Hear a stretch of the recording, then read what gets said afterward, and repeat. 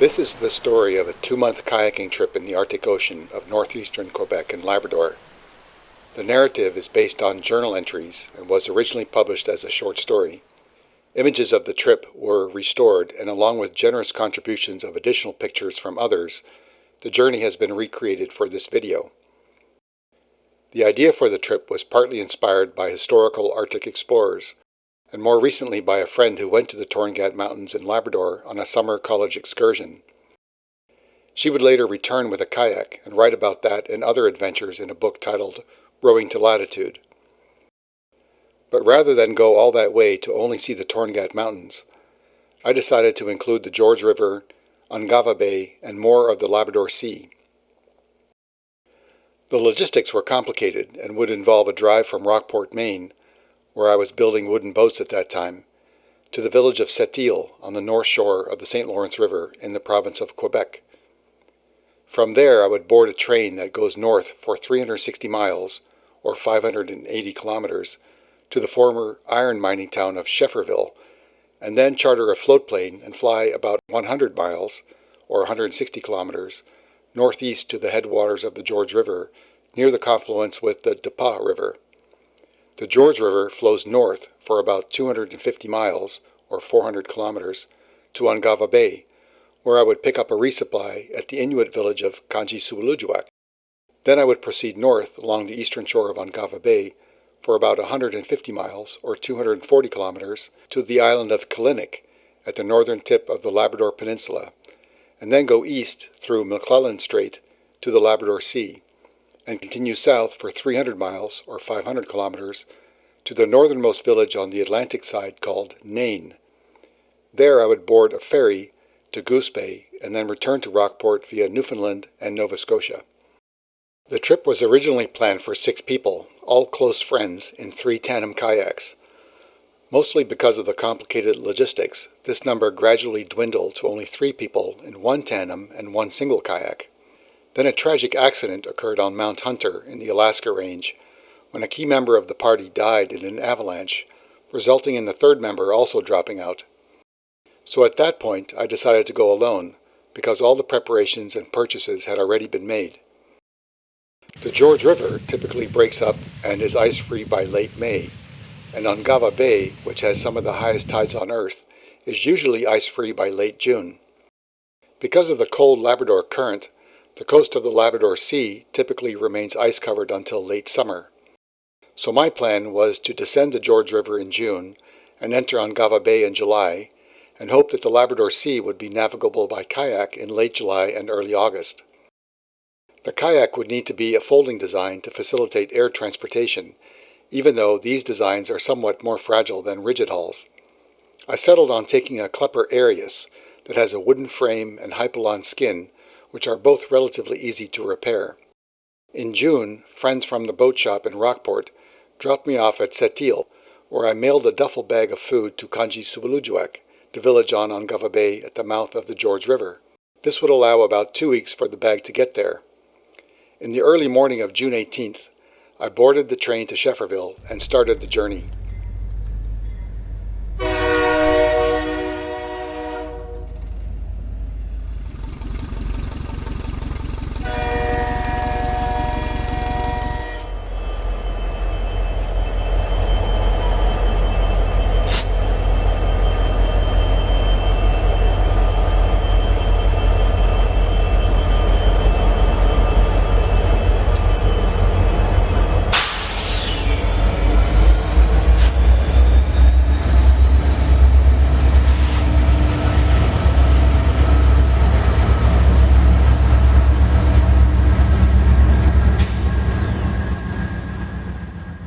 Friday, June 19th.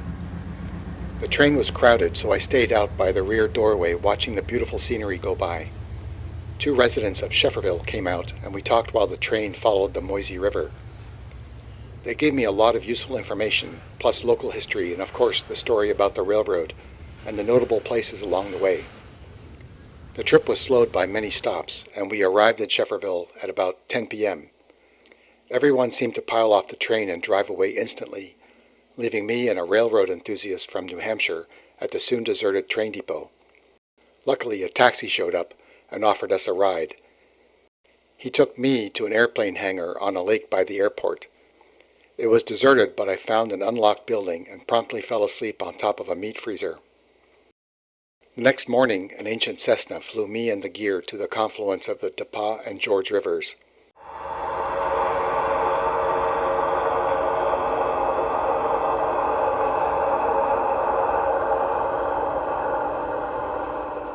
The pilot was anxious to leave the river since bad weather was expected, and the pontoon on the right side was leaking badly, and the water had to be constantly pumped out. I waved goodbye from the hill overlooking the river as the float plane took off, and a feeling of great loneliness came over me as the sound of the engine faded. I opened a trapper's cabin and sorted my food and gear. The only door to the cabin was open, with a view overlooking the river and the billowing rain clouds. I was studying the maps for the upcoming river reach when a black bear appeared in the doorway. Although I had a shotgun, it wasn't as handy as a cooking pot. I threw the pot out the door, and it hit the bear on the head. He groaned and backed up a few paces, but was still determined to enter the cabin. I went to the door, and the bear was standing nearby with a blank stare.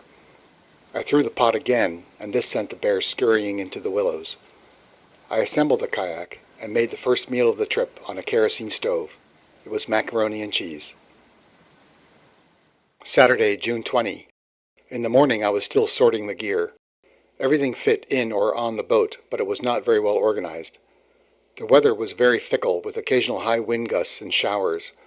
When I finally launched, I tried kayaking without a rudder, but because of the winds, that didn't work very well.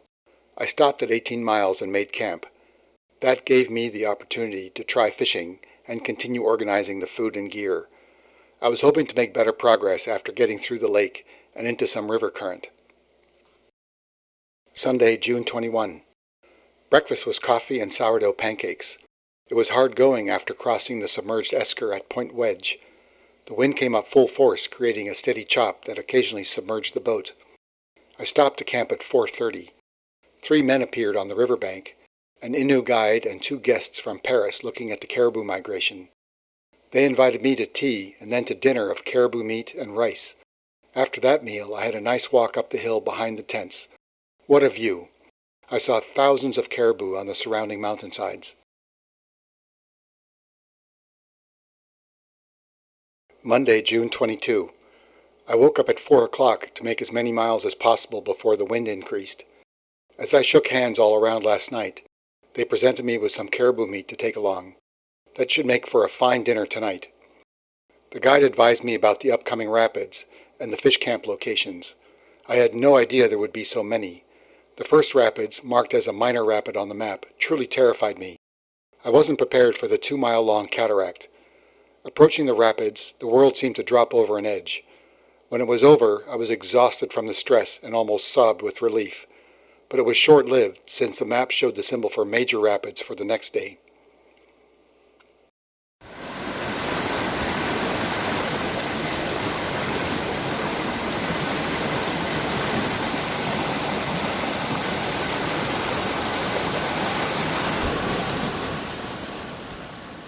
Tuesday, June 23rd.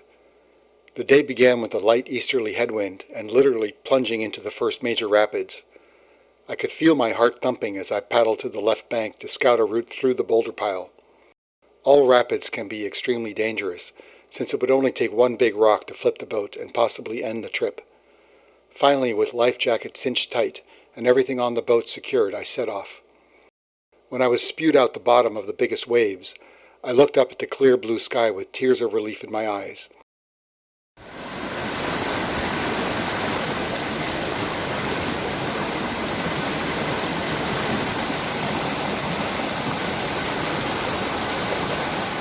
Later, a boatload of fishermen crossed my path in a motor canoe with an invitation to spend the night at their fish camp, about 6 miles downstream. I had a wonderful evening with the group, an amazing dinner, shower, and a warm bed. Thank you to the guides, cooks, and guests at Auberg's Wilderness Camp. Wednesday, June 24. I almost hit a couple of huge boulders today. I was either distracted or just relaxing too soon after the major whitewater and got complacent. Seeing the mountain of water looming up in front of the boat was frightening and jolted me into the present. I swore at myself for the lack of vigilance. I was eager to put Pyramid Rapids behind me, so pushed through the smaller rapids with little concern, and that was also the problem. Pyramid Rapids was a thundering maelstrom with a ledge that spanned the entire width of the channel, except for about 10 feet along the right bank with a narrow chute. I got through it and camped below and had a tasty meal of Arctic char, and then spent the evening watching herds of caribou cross the river.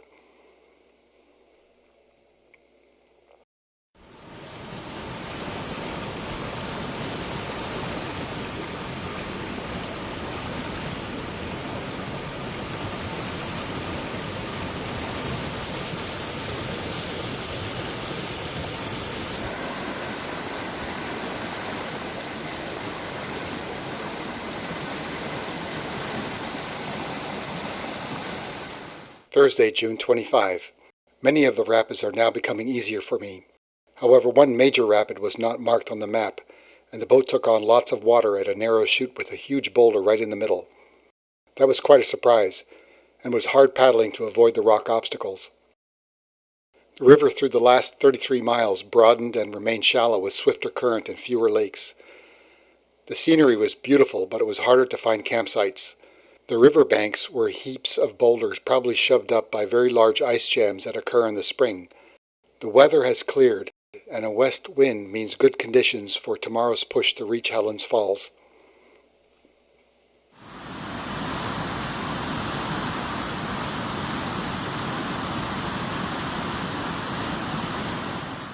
Friday, June 26. Today was spent paddling on relatively flat water, almost like a lake, followed by a section of rapids that were fairly easy, except for one that was unexpectedly large. The waves were immense with giant submerged boulders. The boat took on lots of water, and I took several pictures of it by stopping and walking back upstream along the riverbank. I then cautiously approached the beginning of the Helen's Falls section, scanning the banks for the portage trail marked on the map. Some discarded oil drums were a good enough sign. I camped on the right bank with the roar of the falls drowning out all other sound.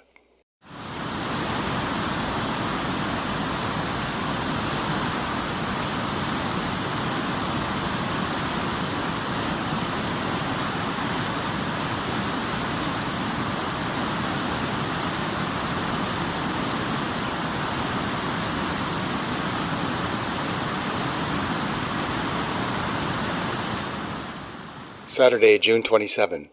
Today was Portage Day.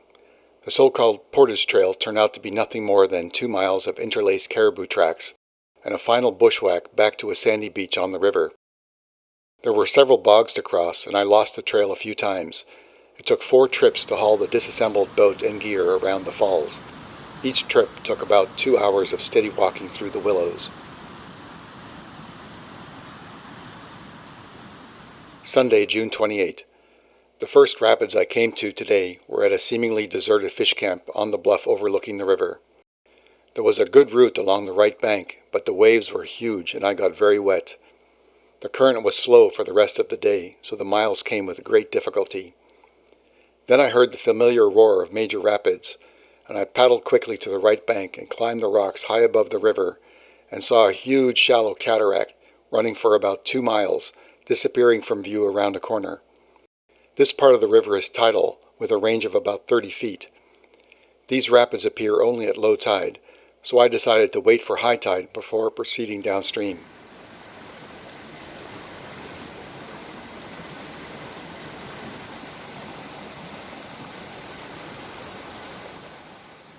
Monday, June 29. I arrived at the village of Kangiqsualujjuaq just before noon. The tide was out, and I had to drag the boat over the mudflats about a quarter mile, and then carry the gear another 100 yards to the high tide line.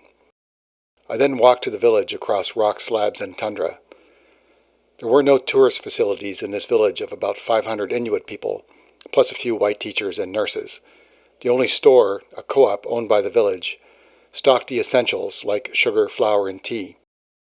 My visit primarily was to pick up the food supply I had mailed from Sept-Iles, but the Air Inuit freight agent had not seen the blue duffel. Telephone calls were made to several other villages, and my bag was finally located in Great Whale River, a village on Hudson's Bay. I spent many anxious moments wondering if the trip could continue. The agent assured me the bag would arrive within a week. I had no option but to wait. However, spending a few days in the village turned into a highlight of the trip, and I've made friends that I am still in contact with today. Friday, July 3. My food duffel arrived on the morning Air Inuit flight. There were whitecaps on the river, and the wind was gusting 22 miles per hour from the northwest. It would be easy to stay in the village a bit longer with my new friends, but my food supply was limited, so I had to start making progress. There would be no other villages or settlements for the next 500 miles. I had initially planned to average 20 miles per day for the ocean leg of the trip, and doubled the amount of food potentially needed for weather delays. I paddled for 4 hours this afternoon, but it was so slow that the tide had gone out at Elson Point, and I had to drag the boat about a half a mile before finding a suitable campsite. I melted snow for water and opened a bag of split peas for dinner. Saturday, July 4. The tide didn't flood this channel until about 11 o'clock a.m.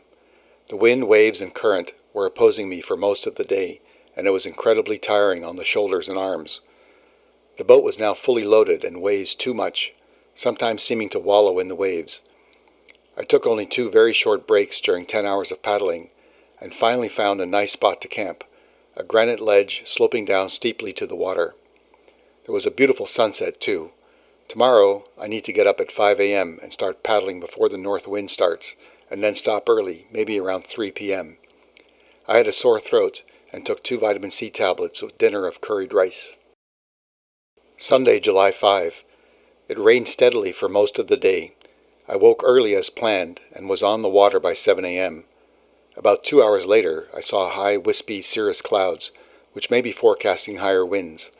Shortly after that, a wind came up from the south, and the tide turned, and the paddling became much easier. I was taking a break on a mid-channel rock when a motor canoe came around the corner and then came over to me. It was an Inuit man and a family who operate a hunting camp at Weymouth Inlet. I found a good campsite on an island with fresh water from a melting snowbank. Dinner tonight was spicy bulgur and a cup of tea. Monday, July 6. The barometric pressure had dropped, so it looked like another weather system was arriving. The day started slowly, wet and cold in my sleeping bag. I paddled for most of the day in a fog, navigating by compass with no landmarks to be seen. I heard outboard motors today, but didn't see anyone. The day ended with a camp on a rock islet in sunshine, and a beautiful sunset over the innumerable islands along this coast. A giant cloud bank was coming in from the west. It felt like I had a slight fever, with plugged-up sinuses and a sore throat. Tuesday, July 7. I melted some ice this morning for coffee and launched at 6:45 with the falling tide. The wind had shifted overnight and blew all day from the southwest. There was a big difference in Ungava Bay from yesterday, when it was like a mirror all day.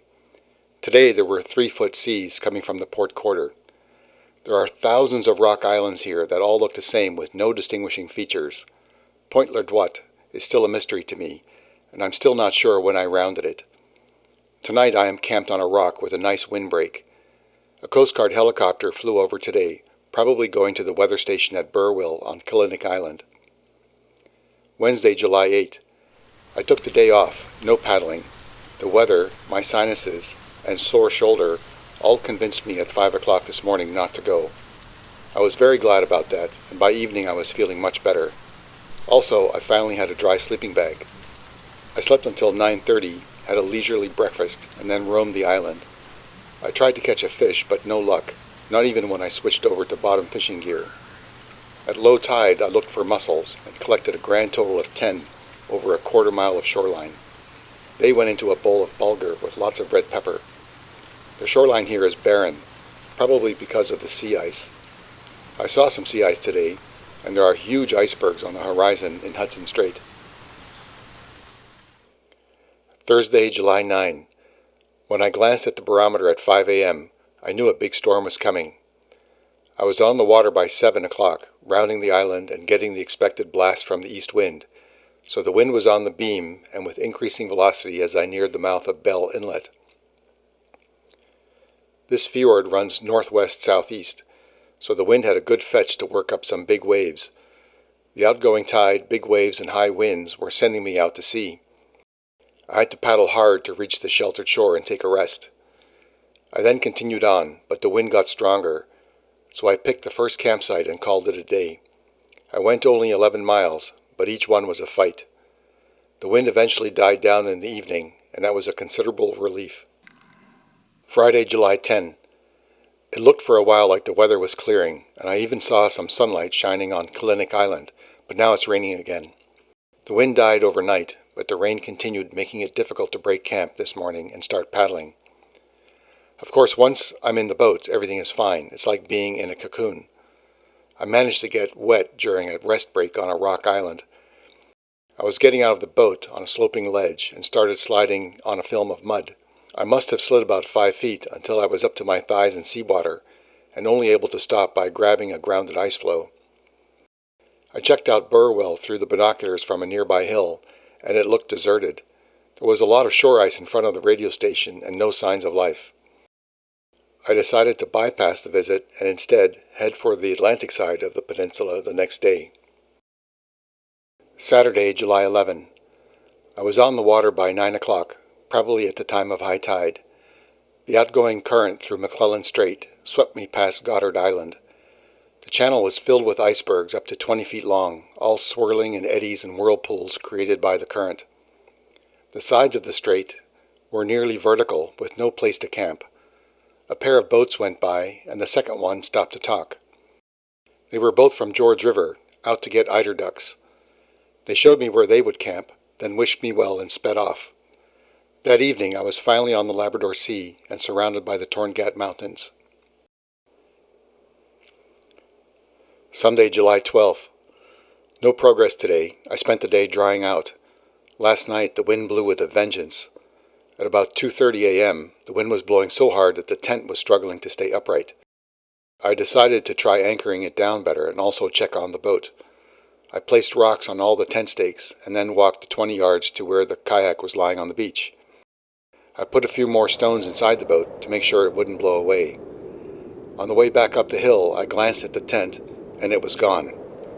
In a near panic, I ran downwind and found the tent, still upright in a marsh at the edge of the meadow and filled with water. I dragged the sodden mess over to a more protected area and put several large rocks inside the tent. I then staked it down again, but I had to roam the field a while to find all the tent stakes, fly, and ground cloth. Monday, July 13. I woke up before the alarm, probably because there was no wind and it was eerily quiet. I looked out the tent door in the dim light to see some branches I hadn't noticed before. Not 100 feet from my tent, I realized it was a big bull caribou lying in the grass, calmly chewing. I launched at 7 o'clock, and it seemed to take forever to paddle the first 12 miles. There was absolutely no wind until about 3:30 in the afternoon, and I was able to see far across the calm seas. I saw lots of seals, a few walruses, and a swimming polar bear. Otherwise, it was an uneventful day. I decided to try for 30 miles and went through Eclipse Harbor, then portaged some of the gear across a narrow isthmus and waited for the high tide to get the boat across into French Bight, where I camped. The falling barometer had me a bit concerned, but I couldn't complain too much if bad weather came now, because it was a perfect day. Thursday, July 14. This morning I was awed by the grandeur of the surrounding peaks. The paddle out to Collins Point seemed endless on a calm sea. Crossing large bodies of water with no nearby reference mark gives the illusion of progressing very slowly. By contrast, the paddle along the Iron Strand was wonderful, since being only 100 feet from shore made it more interesting and the miles went by easily. I saw the ice pack on the horizon in the afternoon, a seemingly unbroken white wall of ice. In front of the camp that night there were dozens of stranded ice chunks on the beach. Tomorrow I promised myself an easier day, but still hoped to put Cape White Handkerchief behind me. Wednesday, July 15. It started snowing hard shortly after sunrise. Even the eider ducks and guillemots weren't flying. I passed islands along the way, including those in Sept-Iles Bay, but couldn't always see them. At about 11:30, a headwind started up with a choppy sea that made paddling unpleasant at best. The wind continued to build, and I called it quits at 12:30 on a nice beach. I wanted desperately to get south of Cape White Handkerchief, but had to land in a blizzard and set up the tent, leaving the boat still packed on the beach. By nightfall, over 4 inches of snow were on the ground. I had a cold dinner and the rest of this morning's coffee, and then crawled into my sleeping bag. Thursday, July 16. At 5 o'clock this morning, the barometer had dropped, and there was over 6 inches of snow on the ground. I decided to not go out on the water, and spent most of the day in the tent reading while it rained and snowed outside. Later in the afternoon, the rain stopped, and the sun came out. I went for a beautiful hike in the mountains. Then I cleaned all the ice out of the boat and pumped it dry, hauled out all the food bags, including the last bag stored deep in the bow, and made an inventory before repacking the bags. I should have enough food for another 2 weeks. The Inuit duck hunters I met at Killiniq said there should be people at the weather station in Saglek Bay, maybe even a hot shower. Friday, July 17. This morning, wind gusts were roaring from the northwest. I had a large breakfast of pancakes while trying to keep everything pinned down in the high winds. Paddling was easy at first. Going before the wind, I was almost surfing. When I rounded Deacon Head, the waves became very confused, and I knew trouble was coming. Shortly afterward, a howling wind came screaming out of a fjord called Trout Trap, right on the beam, and it became a struggle to reach Cape White Handkerchief, where I had hoped to take a break. When I finally got there, ice floes were blocking the only beach, so I had to keep going, threading my way through the thick ice. I was getting tired but had no alternative but to keep paddling and hoping to find a place to rest. A series of tremendous wind blasts almost capsized the boat and sent me scurrying back to attempt a landing on an ice-covered boulder beach. I then hiked up the mountain overlooking a cove, which was part of Cape White Handkerchief, and I saw that the ice pack completely encircled Gulch Cape in the distance, and there was a finger of ice extending almost to Cape Daly. I decided to paddle for Cape Daly despite the wind, and hoped to get through the gap before it closed. I didn't make it. The ice became too thick, and I had to find a place to camp. Thoroughly shaken by that experience, I unpacked and had a well-deserved spaghetti dinner. The ice was now in the move, and I hoped that a passage through it would open up by morning.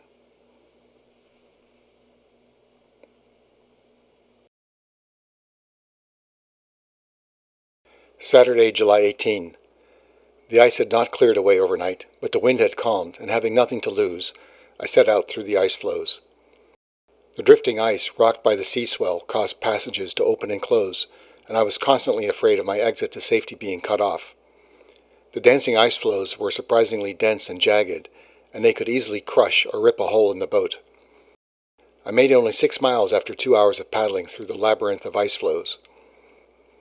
The ice was very thick at Gulch Cape, and although I tried the same tactic of wending through the pack ice, all the openings eventually disappeared just as I was rounding the cape. So I had to go back about 2 miles to where I had earlier spotted a beach. The landing was not difficult in the swell, but a bit hard on the boat because of the boulders. I then climbed the headland for a look around. On top, the view was endless. I could see all the way to Saglek Bay, and also all the ice in between. It was a depressing sight. Over the next few days, I spent a lot of time hiking in the Torngat Mountains. I saw that the ice had packed into Ungava Bay, making southerly progress impossible. I found a cove with high rock walls, and along the rim were 6 rock burial mounds, and a bit farther, several ancient tent sites marked by stone circles. These remains made me realize how precarious life is in this place. I also found a hollowed-out stone with a small hole plugged with wood, probably an oil lamp. There was a walrus tusk about 10 inches long with 2 holes drilled in the thick end, and one hole had a square nail stuck through it. The whole area was littered with caribou bones. On another day, I found the remains of an old musket. I had a bath under an ice-cold waterfall and started rationing my food. Thursday, July 23rd. Last night the wind changed direction and started blowing from the west-northwest, pushing the ice away from shore. After being stranded for 4 days, I launched this morning amid the dancing ice floes, stressed about the wind increasing, or worse, changing direction. But it was exhilarating to finally be making progress. Anything was better than staying on shore and consuming the remaining food. Several times during the day the way forward was blocked, and I had to turn around and retrace my route through the ice. Late in the day, I spent over an hour paddling through the ice trying to get to shore, sometimes pushing the floes apart to create a momentary passage. I found a bedrock ramp on a headland at the northern entrance to Saglek Bay that allowed me to haul the boat out and make a bivouac camp. Saglek Bay was full of ice, but with some luck I hope to make the southern shore in one more day. Friday, July 24. The morning was crystal clear with no wind, but the barometric pressure was ominously falling. The wind came up around noon and once again created a navigational nightmare in the ice. I took a break on Big Island halfway across Saglek Bay and was anxious to complete the crossing. I was within 3 miles of the south shore of the fjord when the wind velocity suddenly increased. Ice floes began gyrating, colliding, and tilting up on end, and finally my route was sealed off. This is what I dreaded most. I had nowhere to go but back to Big Island. The howling wind created a horizontal spray as floes heaving in the seas came thundering down, sending waves over the deck. My heart pounded as I rounded a rock promontory on the island and entered a sheltered cove. After setting up the tent, I climbed the headland to get a better view of the ice situation in the fjord. As darkness enveloped me through the binoculars, I saw a polar bear moving northward across the ice towards my campsite. The bear was moving quickly, and I was convinced that the bear was tracking me. I lost sight of the bear when it neared the shore, and I was acutely aware of my predicament. The Inuit guides I met had warned me to never trust a bear. They are indiscriminate hunters and not particularly intimidated by humans. I returned to the tent, practically at a run. Anticipating a visit by the bear and not wanting to get caught inside the tent, I spent the night in a bivy sack about 100 feet from the boat with my back to a rock cliff, cradling the shotgun. The rain, cold, darkness, and fatigue finally took over, and I slept for probably hours at a time. In the morning, I found bear tracks, but nothing had been disturbed. Saturday, July 25th. At daybreak, the wind was still blowing hard, but by 8 a.m. it was calm and a thick fog had rolled in. I headed south to find a passage through the thick ice that would hopefully lead to Saglek, but as the fog cleared, I could see enormous pieces of ice tightly packed, heaving up and down all the way to the southern shore. I decided to turn around and try for the western entrance to Saglek instead. I stopped on an ice floe and had some tea to warm up. I then worked my way through the ice along the north shore of Big Island and Shuldam Island. I picked my way through the ice, finding plenty of open water, and I finally found a place to land at Saglek. The feeling of relief was overwhelming. I beached the boat and climbed to the top of the bluff to make camp. At the top, I saw a group of buildings at the far end of a long paved runway. I was soon surrounded by military vehicles and armed guards who demanded to know what I was doing. They took me to their commanding officer, and after I explained the situation, they generously gave me a room, a hot shower, and access to the cafeteria, saying I could stay until Monday morning. This seemed like heaven, and it's remarkable how my fortunes had changed in just a few hours. I met a few of the workers who asked if I had seen the bear that was hanging around the garbage dump. They gave me a full tour of the facility, including a wrecked U.S. Air Force B-26 bomber that crashed here during World War II. They took me to the top of the mountain to see the radar dome, but I was not allowed to take pictures of it. I washed my clothes, cleaned and reloaded the boat, and refilled my food bags from the pantry made available to me by the camp cooks. Besides the 3 regular Sunday meals, I continued eating between meals from the platter of cake set aside in the recreation room. I probably chatted endlessly with all the staff, including the camp manager, project engineers, heavy equipment operators, and basically everybody I ran into. I got a lot of useful information about the coast south of here. Apparently the ice doesn't go much farther south than Hebron Bay. This place is like a dream, but I still had a long way to go, and I was eager to set out again. Monday, July 27. Leaving my new friends on the beach at Saglek, I paddled out into the fjord, through the ice, and into the Labrador Sea. I was fortunate to have the benefit of a tailwind, but the cross-swell was annoying, and the cresting waves were foaming about me, and occasionally breaking over the boat. The day ended in the pouring rain at the deserted village of Hebron, a lonely, dismal place in this weather. The dilapidated buildings of the Moravian mission remain as a bleak monument to man's attempt at taming this land and its people. Walking in the rain through the village, I came upon a bed of flowers, probably dating back to the last inhabitants. According to a logbook I found, the German icebreaker Polarstern stopped here as did Niels Janich, based on the undated handwriting on the door of the mission. Dinner was the lunch I had packed at Saglek with sandwiches, a chocolate bar, and tea. I was finally warm and reasonably dry, and feeling confident about finishing the trip. I ended up staying here for a second day to avoid paddling in the wind and rain. Wednesday, July 29. The rain came down hard all night, letting up at dawn, and it was still drizzling at 9 o'clock in the morning when I launched. The day was drab, and the sun never quite broke through the clouds. The groundswell was still strong out of the northeast, and the refracted and reflected waves around the islands and in the fjords made for a large confusing sea that was difficult and aggravating to paddle through. I saw several huge icebergs today, probably from Greenland glaciers. By 7:30, I made the southern tip of Soapstone Island and wanted to go another 2 miles to a cove where I hoped to find a sheltered beach with fresh water. But all I found there was a sheer, vertical-walled amphitheater of rock, so I had to turn around and backtrack about 2 miles to a beach and there made a camp. Thursday, July 30. The day started slowly with a launch at 7:30, and then paddling in large, steep waves for 5 hours with no place to rest. Although I was desperately tired, there were no safe beaches to land on since the big swells created a dangerous surf on shore. I decided to take a gamble and get out of the swell by going into Codbag Harbor instead of the planned route through Mugford Tickle. Codbag Harbor is separated from Lost Channel by a narrow isthmus, which I portaged. By the time I was back in the water, a strong east wind had started to blow, and instead of facing that aggravation, I stopped for the day and camped.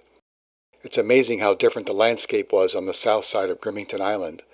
The tall mountain peaks are gone and replaced by rolling hills covered with tundra, equally beautiful and a welcome contrast. Friday, July 31st. Today for the first time I paddled in shorts and a t-shirt, no jacket other than the life vest. After 2 o'clock in the afternoon, an east wind picked up, creating a choppy sea which sent spray over the boat, so I had to put the jacket back on. But it was sunny and warm, and that felt so nice. I also had to find sunglasses and sun lotion for the first time in many weeks. The water was flat calm, and I saw lots of huge icebergs grounded at the south end of Mugford Tickle. I also saw 3 whales, 2 very large ones, but I was not sure what kind. The passage between Brierley Island and the mainland did not go through, so I had to put in extra miles to go around.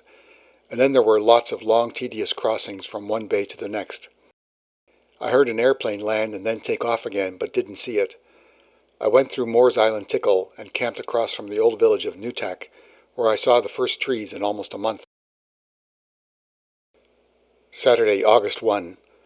This morning, Moore's Island Tickle was very calm, but with swarms of mosquitoes that followed me for over 6 miles. Rounding into Okac Bay, a headwind blew away the bugs, but slowed my speed. I had lunch on a headland and tried fishing, but didn't catch anything. Then I continued across, and that's when the wind picked up. The seas stayed fairly calm at first, but after leaving the protection of a big island, the waves seemed to come from every direction. This was very difficult to paddle through, but at the same time I was too tired to care very much and just kept moving. My goal was to reach Kangiqsualujjuaq Peninsula, which seemed to inch towards me. Finally, a beautiful beach appeared with a meadow above and a small stream and wildflowers. 2 caribou showed up as the sun was setting. The last major crossing would be tomorrow, and I hoped the fine weather would hold, but the barometric pressure was already falling. Sunday, August 2. I did not go anywhere today. The barometer had dropped considerably overnight, and in the morning, not knowing what to expect for a storm, I decided to stay here and rest.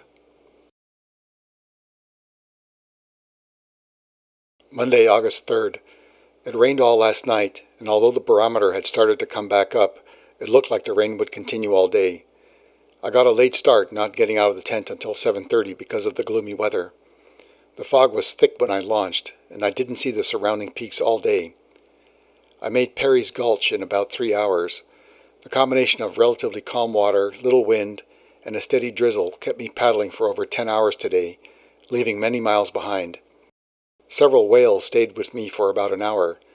They moved with so little effort compared to my inefficient straining.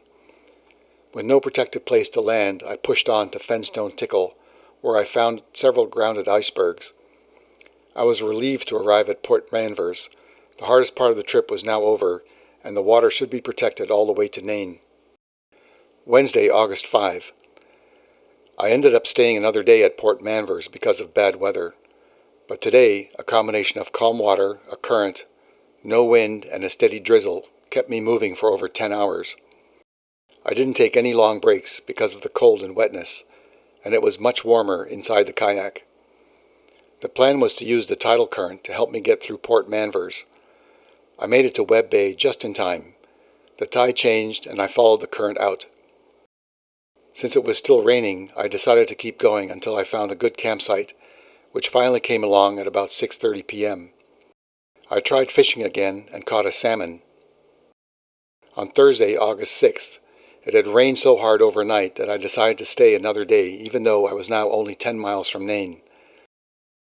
I have one breakfast of oatmeal remaining, and I plan to leave early in the morning, rain or shine. Friday, August 7th. This morning when I set out, the wind was blowing hard, and the rain was coming down even harder. The day unfolded like this.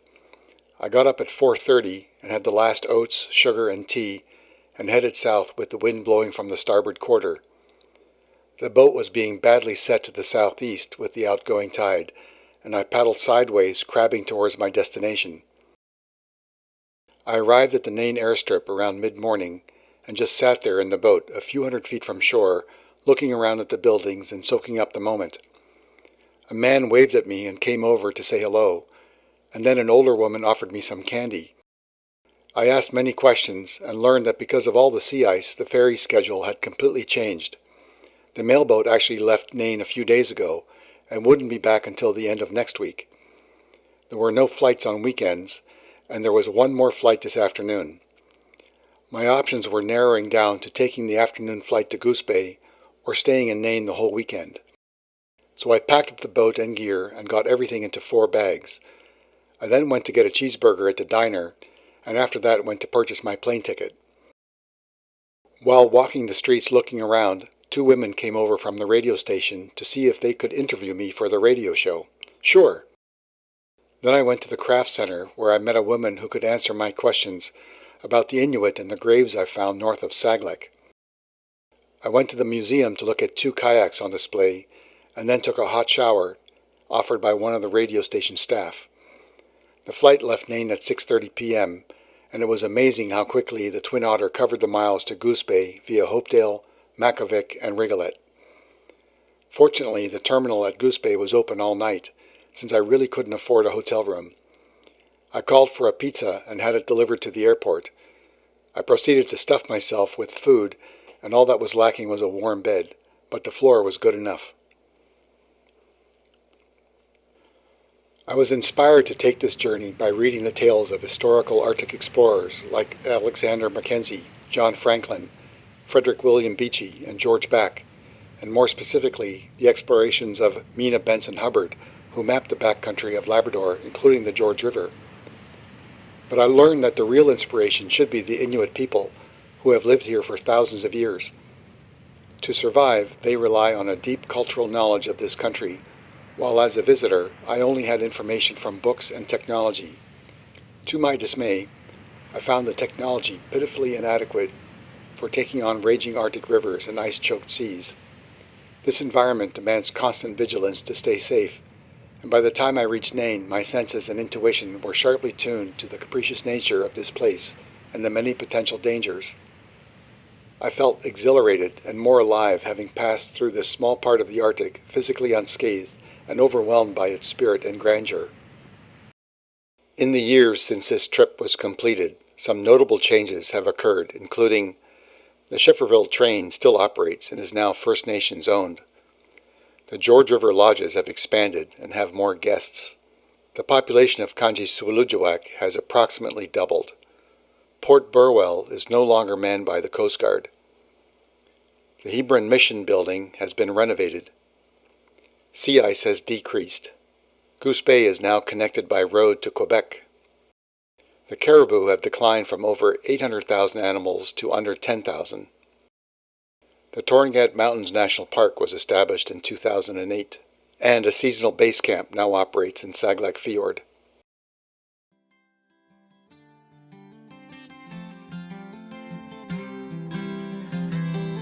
Pack my coat, pack my bag, pack my shoes.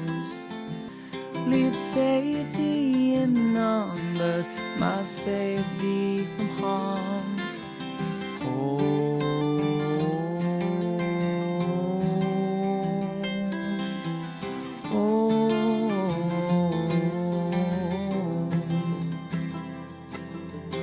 Think of me when you rise every day.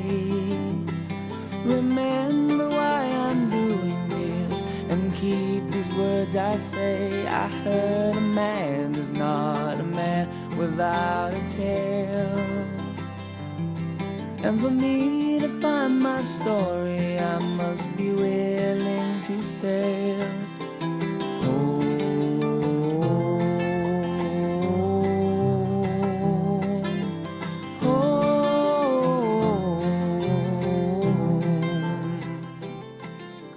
Thank you for watching. Please subscribe or check back on this channel for more videos coming soon.